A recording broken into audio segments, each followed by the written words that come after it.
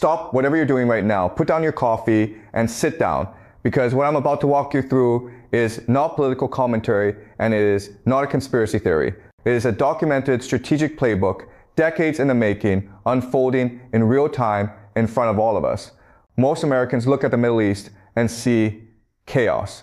They see religious fanatics, they see explosions, they see news headlines that never seem to connect into any coherent picture.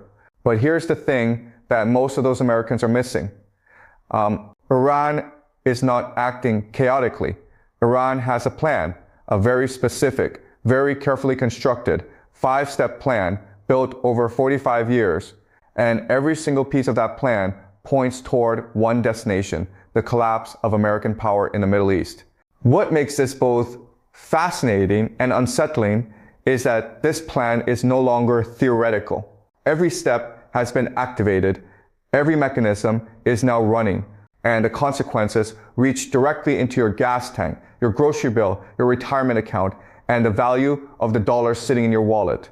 So let's walk through it step by step. Before we get into the 5 steps, you need a clear picture of who we're actually dealing with, because most Americans, if they're being honest with themselves, couldn't tell you much about Iran beyond the 1979 hostage crisis.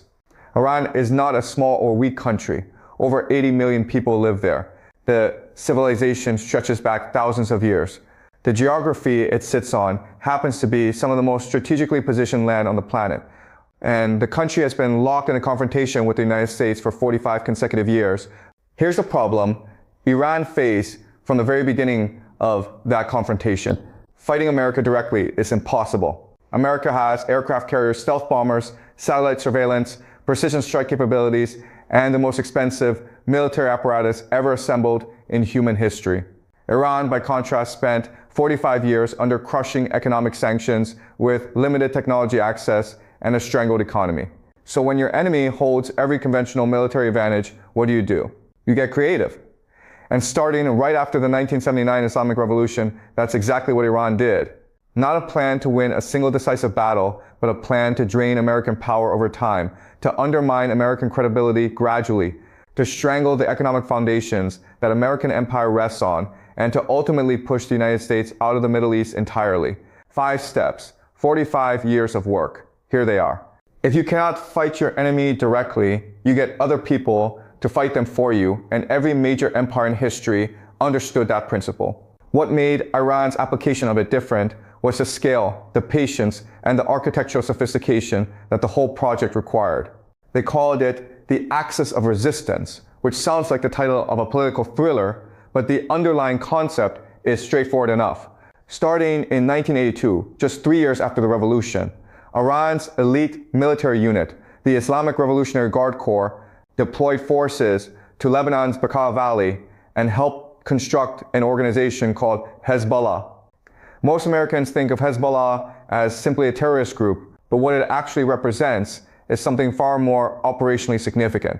The first and most sophisticated proxy force Iran ever built, a battle-tested, heavily armed, deeply organized military and political organization constructed, funded, trained, and directed by Tehran for the explicit purpose of confronting Israel and, by extension, the United States. But to understand why Hezbollah works so well as a model, you first need to understand the unit Iran used to build it. The Quds Force is the external operations arm of the IRGC, and for decades, it functioned as the connective tissue of the entire proxy network. Every militia that received Iranian training, every group that received Iranian weapons, every regional commander who needed logistics, financing, or strategic guidance traced a line back to the Quds Force. The man who ran that operation for over 2 decades was General Qasem Soleimani. And if you want to understand how Iran built the Axis of Resistance, you have to understand what Soleimani actually did. Soleimani traveled constantly throughout the region, meeting with militia leaders, building personal relationships, negotiating agreements, and solving operational problems on the ground. He was not a desk general sending orders from Tehran. He showed up, he sat with Hezbollah commanders in Beirut, he met with Shia militia leaders in Baghdad, he coordinated with Houthi commanders in Yemen. The network Iran constructed was not just an organizational chart. It was a web of personal relationships, shared ideology, and mutual dependency that Soleimani spent decades weaving together. And then in January 2020, the United States killed him with a drone strike near Baghdad's international airport. The American expectation, stated openly by officials at the time, was that removing Soleimani would deal a crippling blow to Iran's proxy operations. The network would lose its architect, its relationships would weaken, its coordination would fragment. What happened instead demonstrated something fundamental about how Iran had designed the entire system. The Houthis kept firing, the Iraqi militias kept attacking American bases, Hezbollah kept its positions in Lebanon, because Soleimani had spent those decades not just building relationships, but building institutions, transferring knowledge, developing local commanders who could operate with substantial independence. His death was a blow. It was not a mortal one. And the reason it wasn't mortal takes us directly to the architecture of the network itself. Hezbollah was only the beginning of what Iran was assembling. Over the 4 decades following that initial deployment to Lebanon, the network expanded across the region in ways that reflected a consistent strategic logic. Each group Iran supported occupied a specific geographic and political position that served the broader goal of surrounding and pressuring Israel while complicating American freedom of movement throughout the region. In Palestine, Iran funded both Hamas and Palestinian Islamic Jihad, and the financial commitment grew substantially over time. Historically, that support ran at around $100 million annually. By 2023, Tehran had increased its funding for Hamas alone to approximately $350 million per year. That number is worth sitting with. $350 million every year, flowing from a country under severe economic sanctions to a proxy force operating on Israel's border. Whatever else you might say about Iranian foreign policy, the financial commitment to this network was not casual. In Yemen, the Houthis developed into a force capable of striking Saudi oil infrastructure with missiles and drones, and later of threatening commercial shipping lanes in the Red Sea, disrupting a significant portion of global maritime trade from a position that the wealthiest militaries on earth found difficult to fully suppress.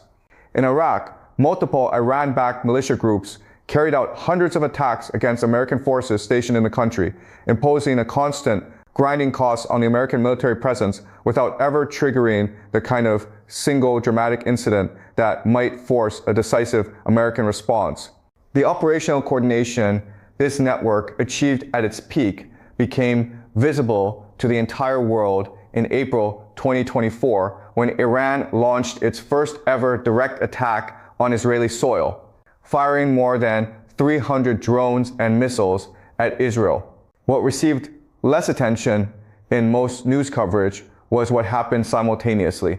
Partners in Iraq, Lebanon, and Yemen launched their own drones and rockets at Israel in coordination with the Iranian strike. Multiple fronts, multiple actors, a single operation. That coordination was 42 years in the making. Ray Taqi, a senior fellow at the Council on Foreign Relations, identified the central strategic advantage this entire architecture provided when he observed that the proxy war strategy shielded Iran from direct retaliation by the United States. That shielding is the whole point. Every time a Houthi missile strikes a Saudi oil facility, Iran raises its hands and says it doesn't control the Houthis. Every time a Hamas rocket lands in Tel Aviv, Iran expresses support for Palestinian resistance without acknowledging any operational role. Every time an Iraqi militia attacks an American base, Iranian officials express sympathy for the perpetrators' grievances without claiming credit. The legal and diplomatic cover this arrangement provided proved durable for decades, and the durability was not accidental. Iran designed the proxy relationships specifically to maintain enough separation between Tehran's fingerprints and the actual operations that direct military retaliation against Iran itself could always be complicated by questions of attribution and proportionality. But the strategic logic behind the network was never genuinely hidden from anyone paying attention. Analyst Afshan Ostavar described the explicit aim as presenting Israel with a long-term existential challenge, to use his words, to slowly strangle it through a series of increasingly destructive, unwinnable wars.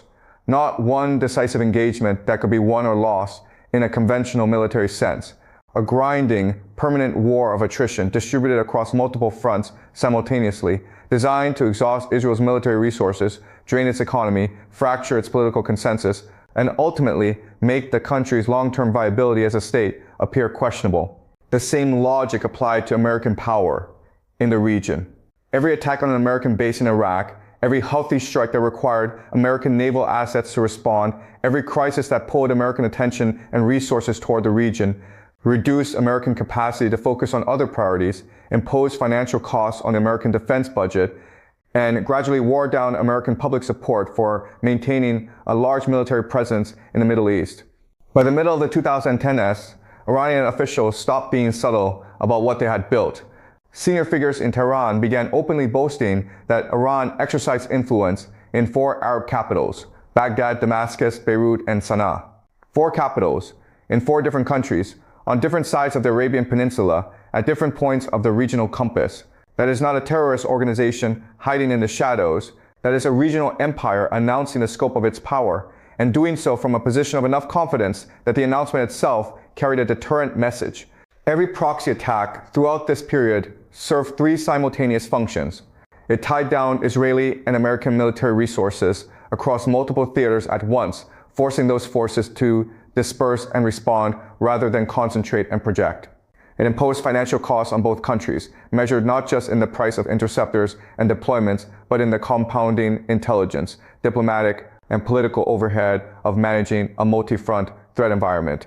And it kept American strategic attention permanently fragmented, preventing Washington from ever fully concentrating its focus on Iran itself. The network took devastating hits in 2024, and being honest about those hits matters for understanding where things stand. Hezbollah sustained severe damage from Israeli military operations that went substantially further than anything in the prior decade. Hassan Nasrallah, Hezbollah's leader since 1992, was killed by Israel in September 2024, removing a figure who had guided the organization through its most consequential years. The Assad regime in Syria, which had served as the critical land bridge connecting Iranian supply lines to Hezbollah in Lebanon, collapsed in December 2024 after a surprisingly rapid offensive, severing a logistical connection that Iran had relied on for decades. Damascus suffered devastating losses throughout the Gaza conflict. The elegant multi-front coordination that the axis of resistance had achieved at its peak was genuinely disrupted. Iran responded to these setbacks by leaning more heavily on the parts of the network that remained intact, particularly the Houthi infrastructure in Yemen and the militia networks operating in Iraq. The architecture adapted rather than collapsed, which tells you something important about how it was designed.